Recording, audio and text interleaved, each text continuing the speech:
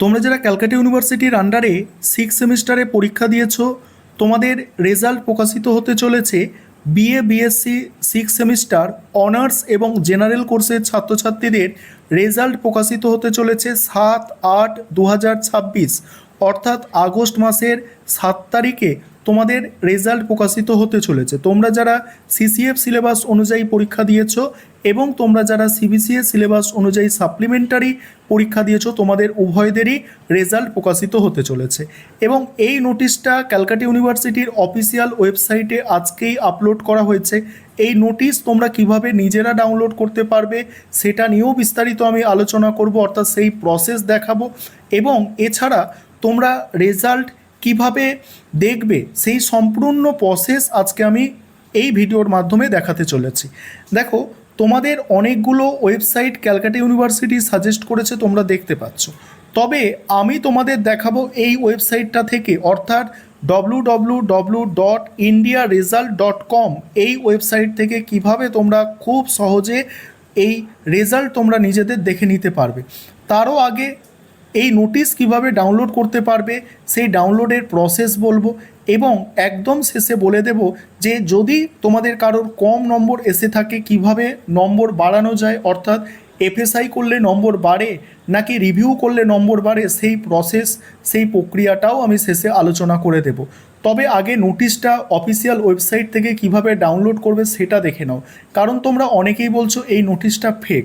একদমই না, এই নোটিশটা ফেক নয়। আমি শর্টস ভিডিও করেছিলাম, তখন পড়াতে গিয়েছিলাম, অর্থাৎ আমার কোচিংয়ে পড়াচ্ছিলাম, সেই কারণে আমি লং ভিডিও তোমাদের সঙ্গে।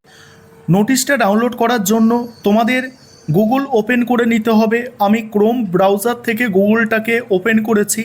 এখানে সিইউ লিখে সার্চ করলেই হবে। সার্চ করলে তোমাদের সামনে এই প্রথম যে লিঙ্কটা আসবে cuexam.net, এই লিঙ্কে তোমরা টাচ করবে। টাচ করার পরে দ্বিতীয় যে কাজ হবে, এইভাবে নিচের দিকে ধরে এই পেজটাকে একবার তোমরা রিফ্রেশ করে নেবে। রিফ্রেশ করার পরেই তোমরা দেখতে পাচ্ছ যে 5 তারিখে একটা নোটিশ আছে।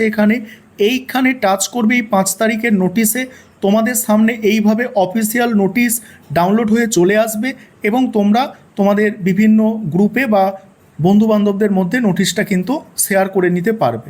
এবারে নোটিশটা দেখে নিলে, এবার দেখো রেজাল্ট দেখার প্রসেস, কিভাবে রেজাল্ট দেখবে। তার আগে একটু বলে নিই যে তোমাদের যদি নম্বর কম আসে সেক্ষেত্রে তোমাদের করণীয় কি।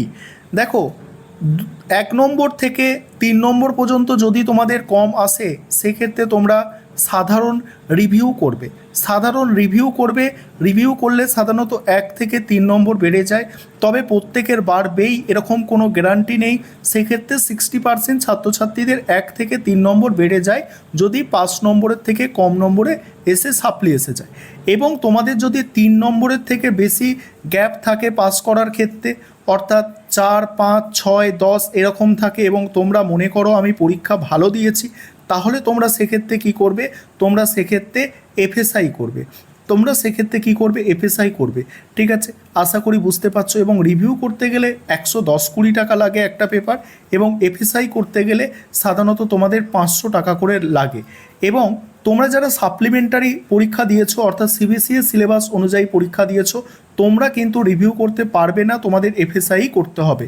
এবার রেজাল্ট কিভাবে ডাউনলোড করতে পারবে সেই প্রসেসটা তোমরা একটু দেখে নাও। দেখো, আমি ব্যাক করছি।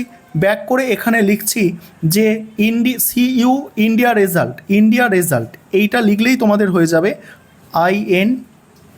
দেখো, সিইউ ইন্ডিয়া রেজাল্ট এটা লিখবে। লেখার পরে এখানে দেখছো প্রথম যে লিঙ্কটা আসছে, এই লিঙ্কে তোমরা টাচ করবে। টাচ করার পরে একটু সময় লাগবে, সার্ভার বা নেটের প্রবলেম থাকে অনেক সময়। দেখো, এখানে যেভাবে এখানে 10/7 রেজাল্ট দিয়েছিল যাদের, সেটা আছে প্রথম সেমিস্টারে। এখানে ওই সময় তোমাদের এটা চলে আসবে, তোমাদের লিঙ্কটা চলে আসবে। টাচ করবে। টাচ করার পরেই তোমাদের কিন্তু রোল এবং নম্বর দেওয়ার জায়গা আসবে। রোল এবং নম্বর দেওয়ার জায়গা এলে তোমরা কিন্তু সেক্ষেত্রে সেখান থেকে তোমরা তোমাদের রেজাল্ট সম্পূর্ণ কিন্তু দেখে নিতে পারবে। ঠিক আছে, আশা করি বিষয়টা বোঝাতে পেরেছি। ঠিক আছে, এইভাবে তোমরা করবে। দেখো, এখানে চলে এসেছে এইভাবে রোল এবং নম্বরের জায়গা। দেখো, এইভাবে চলে এসেছে, দেখছো, এখানে এন্টার করে গো করলেই হয়ে যাবে।